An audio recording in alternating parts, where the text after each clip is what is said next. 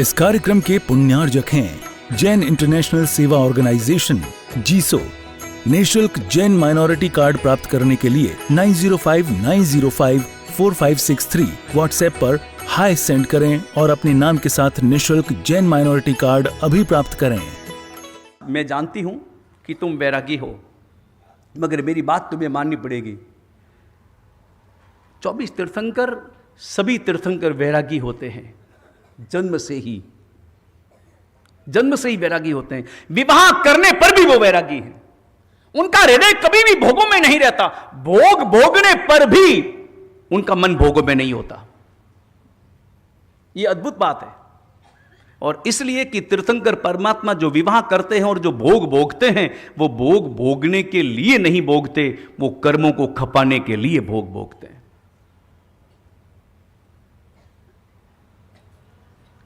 कोई भी व्यक्ति जब राग के साथ में द्वेष के साथ में भोग भोगता है तो कर्मों का बंधन करता है और आगे के लिए।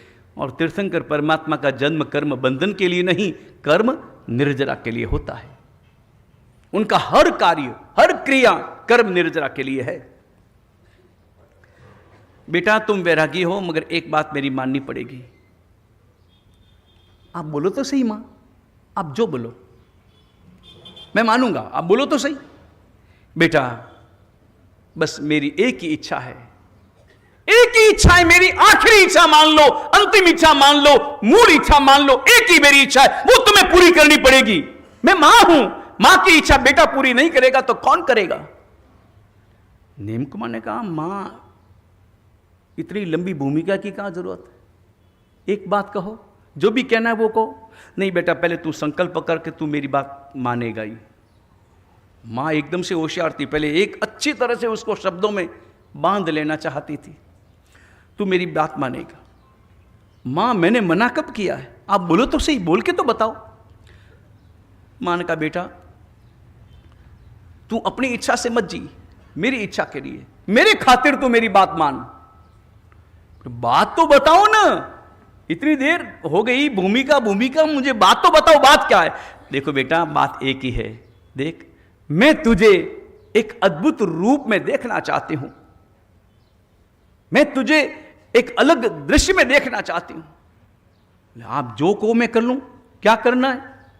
बस मैं तुझे, अब उसने देखा कि मैंने अच्छी तरह से इसको प्रभाव में ले लिया है और नीम कुमार एकदम स्वीकार करने जैसा हो गया, उसकी मानसिकता एकदम स्वीकार करने जैसी है। और तब मां ने कहा कि बेटा मैं तुझे दुल्हे के रूप में देखना चाहती हूं। बस मां इतनी सी बात, बनने के लिए तैयार, बस मैं दुल्हा बनने के लिए तैयार। मां को तो इतना आश्चर्य हुआ कि तो न तो कोई तर्क दिया, न कोई ननुनच किया, न कोई मना किया, कुछ भी मना नहीं किया। ऐसा भी नहीं कहा मां इतनी क्या जल्दी है, बाद में करेंगे, देखेंगे, कुछ करेंगे, मेरे को नहीं करना। हाँ ना, संसार में भी किसी को तो एक बार तो मना करता है ना, एकाएक थोड़ी यहां बोल लेता है। लेकिन तुमने तो एक बार में यहां बोल रही। मैंने खाली कहा कि मैं तुझे दुल्हे के रूप में देखना चाहती हूं। ठीक है मां, मैं बन जाऊंगा दुल्हा। स्वीकार कर लिया।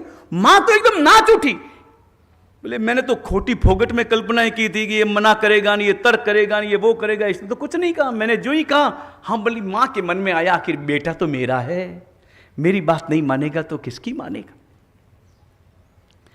और नीम कुमार ने क्या स्वीकार किया था? विवाह करना स्वीकार किया था या दुल्हा बनना स्वीकार किया था? केवल दुल्हा बनना स्वीकार किया था। वो जानते थे कि दुल्हा तो मुझे बनना ही है, दुल्हा बनना तो मेरी नियति में लिखा है और दुल्हा बनकर मुझे जाना भी है। मुझे ससुराल की दहलीज को पार नहीं करना है, मगर द्वार तक तो जाना है, मां तक तो मुझे जाना है। और जाना मेरी नियति भी है और जाने में मेरा पुरुषार्थ भी, मेरी प्रेरणा भी। एक संदेश देने के लिए मैं जाना चाहता हूं, एक संदेश मुझे देना है, संदेश सारे संसार को देना है। मां तो परम प्रसन्न हुई और चारों ओर पूरे राजमहल में खुशियां ही खुशियां छा गई और तैयारी होने लगी। और मन में आया, मां ने तुरंत ज्योतिषी को तुरंत बुलाया। पूरे परिवार ने, महाराजा ने ज्योतिष को बुला करके कहा कि जल्दी से जल्दी तू विवाह का मुहूर्त निकाल, पहले विवाह का मुहूर्त निकाल। अभी तो चातुर्मास चल रहा है, चातुर्मास में विवाह का मुहूर्त नहीं है। अरे चातुर्मास हो कुछ भी हो, तुम विवाह का मुहूर्त जल्दी निकाल, अभी यहां बरी है। बाद में मना कर दे, इंकार कर दे, अभी तो सुबह से शीघ्रम इस कार्य को जल्दी से जल्दी संपन्न कर लेना चाहिए, देर नहीं करनी चाहिए। कोई मुहूर्त निकाल दिया, ज्योतिष ने कहा कि मुहूर्त नहीं है, तो उसके सामने 1000 स्वर्ण मुद्राओं से परिपूर्ण थाल रखा गया, मुहूर्त 1 सेकंड में निकल आया।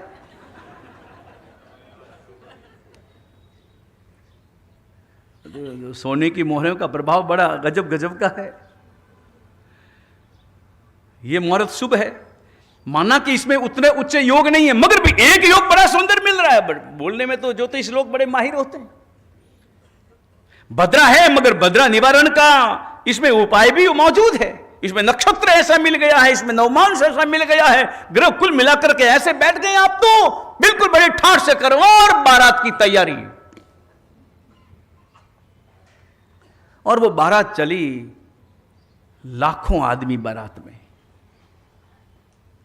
एक राजकुमार की बारात थी, कोई सामान्य बारात थी, लाखों आदमी चल रहे। और वो नेम कुमार जब रथ पर विराजमान हुए सज धज कर, तो नेम कुमार को देखने के लिए तो सारे लोग उमड़ पड़े।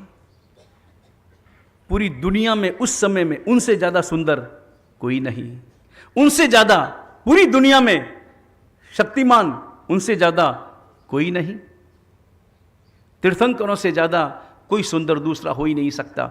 इंद्र महाराज की भी उनके सामने पानी भरते, उनके अंगूठे की होड़ भी नहीं कर सकते, ऐसे स्वरूपमान नेम कुमार। हालांकि श्याम वर्ण के थे, लेकिन श्याम वर्ण भी इतना सुंदर, इतना सुशोभित हो रहा था।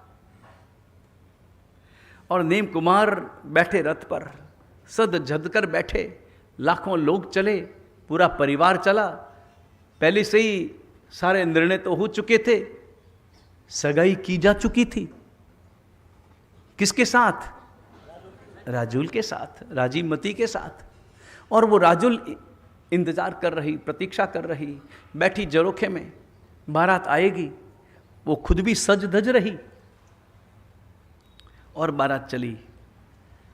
बारात चली, एक चौराहे पर पहुंची, बारात रुक गई। वहीं बारात को रोका गया, रोकने का आदेश दिया स्वयं नेम कुमार ने। घटना हम हमेशा सुनते हैं, जानते हैं।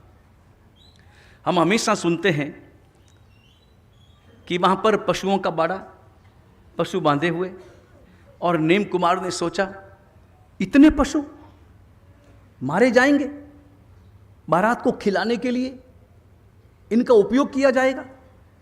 ये अपन हमेशा सुनते हैं ना। उन पशुओं को किस लिए बांधा गया था? भाई आहार के लिए बांधा गया था। लेकिन कभी कभी मन में आता है ऐसा संभव नहीं है। शादी किसकी होने जा रही थी? एक तीर्थंकर परमात्मा की, होने वाले तीर्थंकर परमात्मा, जो संपूर्ण सृष्टि को अहिंसा का उपदेश देने वाले,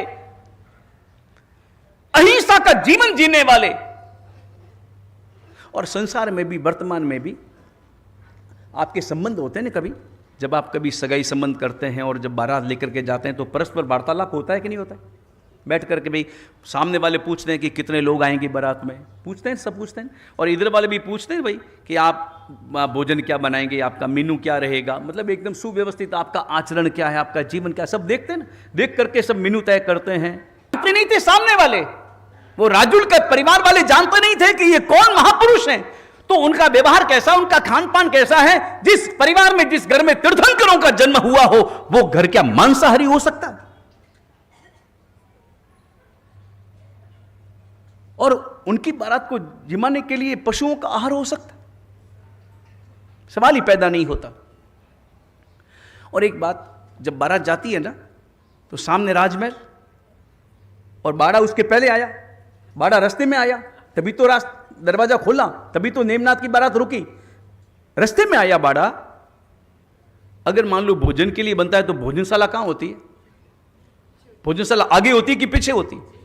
पीछे होती है भोजनशाला। और भोजन, लाखों आदमियों का भोजन अगर बन रहा हो, बनने वाला हो, तो क्या बारात पहुंचने के बाद में भोजन बनेगा? पशु तो अभी बांधे हुए थे, तो भोजन कब बनेगा? इसलिए ये कल्पना ही व्यर्थ है। हकीकत दूसरी थी। कभी भी वो परिवार मांसाहारी नहीं था, न उनके लिए आहार के लिए ये सब पशुओं का बांधा जा रहा था। हकीकत ये थी कि शाम का गोधूली वेला का लग्न मुहूर्त था, शाम का मुहूर्त था, और शाम के समय में जब वो जा रही थी बारात, और वही समय था जब पशु चर करके नीचे आते थे और इधर से उधर जाते थे। एक चौराहा आया, चौराहे पर बारात यहां से सामने जा रही और पशु लोग इधर जंगल से इधर शहर में जा रहे, क्रॉस हो रहा था। तो अधिकारियों ने देखा कि लाखों आदमी बारात में आ रहे हैं, या तो बारात पहले निकल जाए या पशु पहले निकल जाए। नहीं, पशुओं के लिए हम बारात को रोक नहीं सकते, क्योंकि बारात को रोकेंगे तो मुहूर्त टल जाएगा।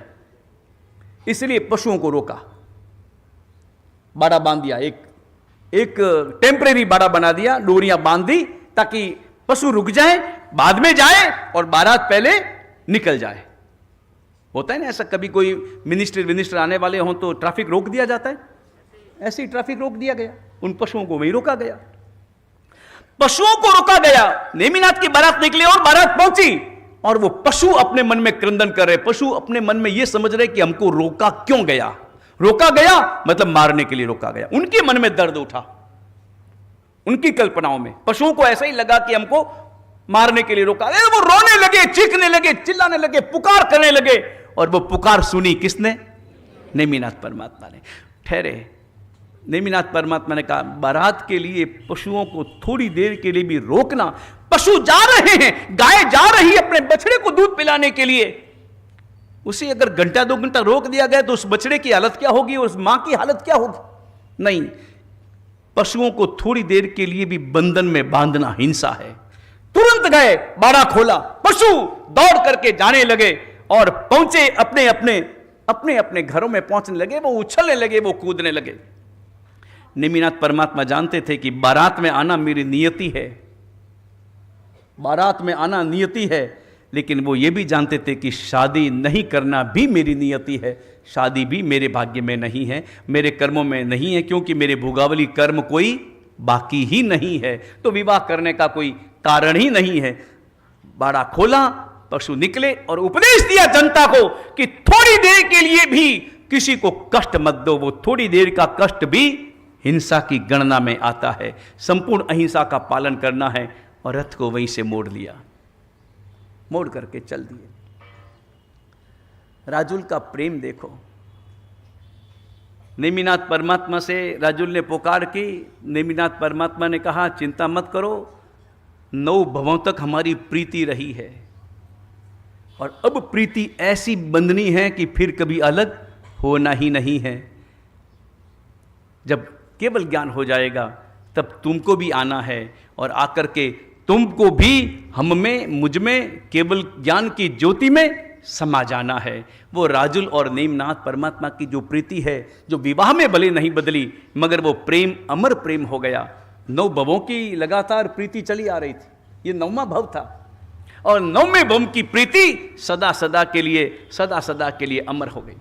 वो राजुल नेमिनाथ परमात्मा के श्री चरणों में डूबी। राजुल की दीक्षा हो गई। वो प्रसंग तो आपको पता ही होगा।